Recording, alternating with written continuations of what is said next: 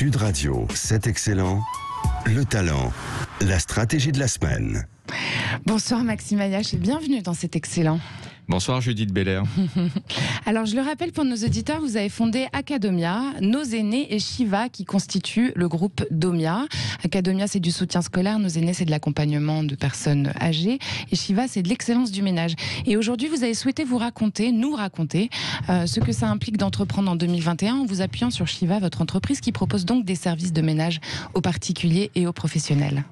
Alors, 2021 ça vous a pas échappé, est une année un petit peu particulière. Oui.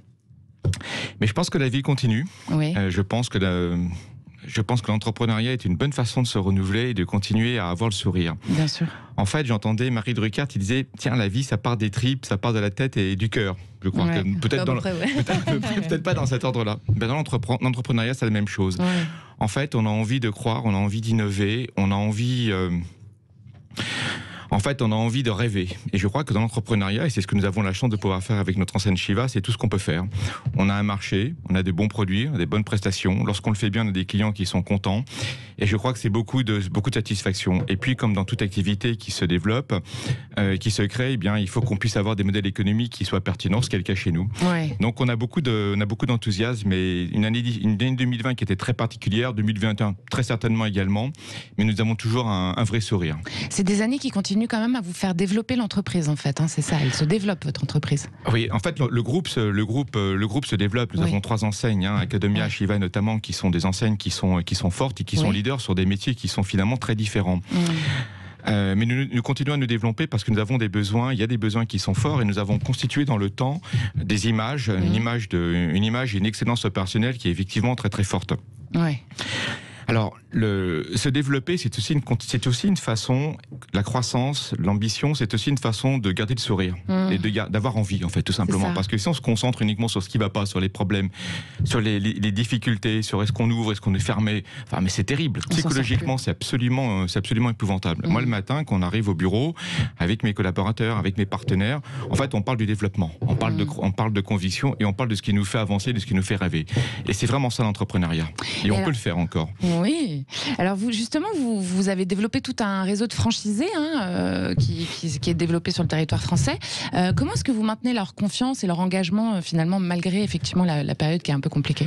Alors, il y a plusieurs façons. D'abord, il n'y a pas de règles. Il n'y a pas de règles. Je vais vous dire ce que nous avons fait, nous, chez Shiva. La première chose, d'abord, c'est que dans la période de mars, c'était très difficile. Ouais. Très difficile parce que tout s'est arrêté. Donc, la première règle a été de constituer d'abord à sauver l'activité. Et sauver l'activité dans cette activité consistait à pouvoir payer tout le monde. Donc, on a mis en place des solutions de chômage partiel très vite pour lesquelles on n'était pas éligible.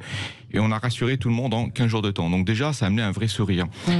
Après, on a mobilisé tous nos clients, tous nos intervenants, tous nos partenaires. Et puis, on les a mobilisés autour d'un projet généreux. On s'est dit, écoutez, on va solliciter tout le monde et on va accompagner les hôpitaux de France. Donc, on les a accompagnés, on a levé près d'1 million d'euros qu'on a été heureux d'offrir. Donc, si vous voulez, ça déjà, ça maintenait tout le monde dans une dynamique positive. Et puis ensuite, pendant ce temps-là, moi j'ai tenu un discours d'enthousiasme en disant dans tout problème, il y a une opportunité. L'opportunité, c'est de continuer à prendre des parts de marché. Et les parts de marché, c'est d'ouvrir, de se rapprocher des clients, c'est de développer l'excellence opérationnelle. Pendant cette période-là, je crois qu'on a ouvert environ 50 établissements. Ah oui. Donc c'est pas rien. C'est pas rien, non, bravo. C'est pas rien, c'est pas forcément facile, mais en fait on l'a réalisé et ça a bien fonctionné. Voilà, et on est cet esprit d'entreprise et nous porte tous. Ouais. Et c'est quoi vos perspectives du coup ? C'est de continuer à développer justement comme vous êtes en train de le faire, Shiva par exemple, pour 2021 ? Dans la vie d'entreprise, il y a quand même deux piliers. Il y a la croissance et puis il y a la rentabilité. Alors, il ne faut pas oublier la rentabilité. Mais la rentabilité, elle vient lorsque globalement le modèle économique est bien conçu. Qu'on soit chez Academia ou chez Shiva, nos modèles économiques sont pertinents et performants.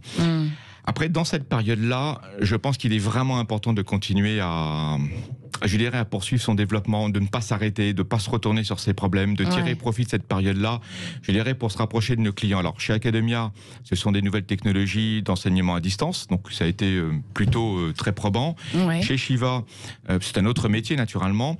Ce sont les ouvertures d'agences qui nous rapprochent de nos clients que nous développons. Donc, c'est l'installation territoriale qui aide aussi à tout ça, c'est-à-dire d'être en physique et d'être présent dans le rapport aux autres.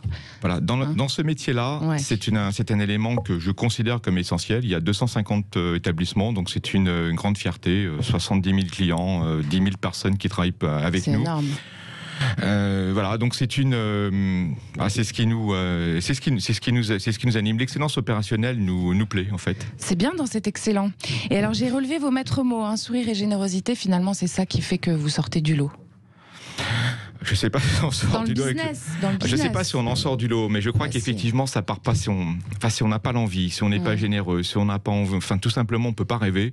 Je vois pas comment on peut réussir. En fait, la vie entrepreneuriale, c'est véritablement un bon modèle économique. Donc ça, c'est la période dans laquelle on réfléchit, dans laquelle on pense, dans laquelle il faut se poser, il faut que ça marche.